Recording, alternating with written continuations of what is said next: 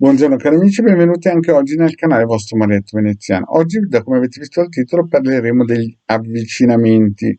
Ma prima di iniziare, il vostro Marietto Veneziano vi chiede di iscrivervi al canale YouTube di Degar, al canale YouTube del vostro Marietto Veneziano, di venirci a trovare nei nostri gruppi di Telegram e vi ricordo che d'ora in avanti il Marietto per avere contatto non è più su WhatsApp ma su Telegram, perché abbiamo valutato, e anche il legale si sposterà su Telegram perché abbiamo valutato che è una piattaforma che dà delle garanzie maggiori in alcuni settori, soprattutto per quanto riguarda i miei committenti.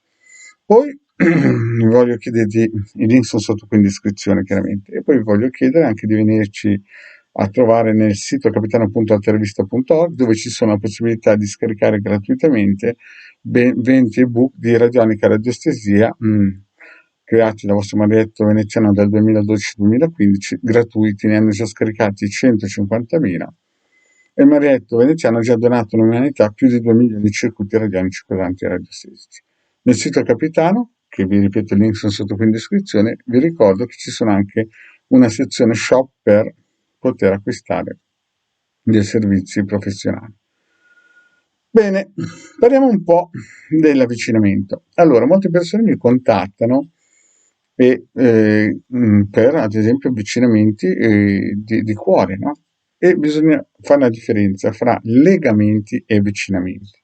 Gli avvicinamenti si fanno fra due persone che non sono sposate, i legamenti invece si fanno quando la coppia è già sposata e vuole rafforzare l'unione. Quindi un legamento si fa generalmente solo con le coppie sposate. I avvicinamenti, ci sono due modi di fare un avvicinamento. Se una persona è già legata a un'altra persona, allora bisogna fare la pulizia, lo slegamento e l'avvicinamento.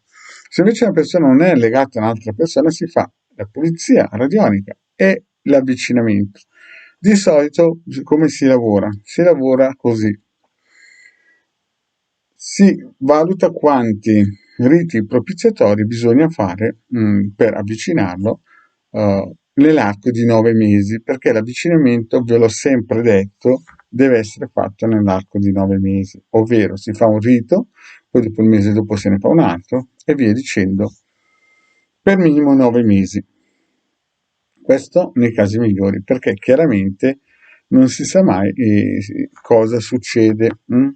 Perché quando il committente arriva chiede, ma magari non conosce anche lui certe variabili che nel cammin facendo si incontrano, magari spunta qualche altra variabile che neanche il committente conosceva. Quindi il tempo di gestazione è 9 mesi. No? Se si fa un rito propiziatorio, no? Uno solo, bisogna aspettare in ogni caso 9 mesi. Poi c'è il caso fortunato che funziona al primo colpo e poi invece bisogna ripeterlo eventualmente ogni mese. Questo è il minimo, no? Per un rito propiziatorio semplice. Poi ci sono quelli più complessi, con le dagide, casi più difficili. Io sto parlando di riti semplici in cui solamente praticamente manca quel pizzico per farli venire, però può capitare sempre che c'è qualche variabile che non si conosce. Invece quei casi in cui magari la persona è scappata per qualsiasi tipo di motivo, no?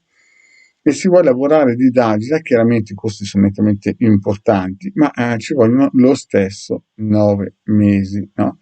E magari la dagida si fa 5-6 volte in un mese per 9 volte. Prima, no? Se qualcuno vi promette qualcosa prima, magari è il Padre Eterno che è sceso in terra e non ce ne siamo accorti. Però la cosa diventa difficile. Quindi dopo 9 mesi si vedono i primi risultati. Quindi questo è l'avvicinamento. Poi se c'è il caso dello slegamento è ancora più complessa la cosa. Se magari la persona è assieme a un'altra, no? E si inizia uno slegamento, poi bisogna vedere se lo slegamento ha preso, no? Perché magari ci sono degli interessi che tengono insieme quella coppia, si fa per dire coppia, no? Certamente quegli ambienti, magari solo di denaro, o magari per contratti o per una casa, per tante cose che magari non si conoscono subito all'inizio. Allora si fa prima uno slegamento, si valutano i 9 mesi, quante volte farlo per il mese, e poi si fa un avvicinamento. Però non è un legamento, il legamento si fa solamente per gente sposata. Bene cari amici, grazie di avermi ascoltato e alla prossima.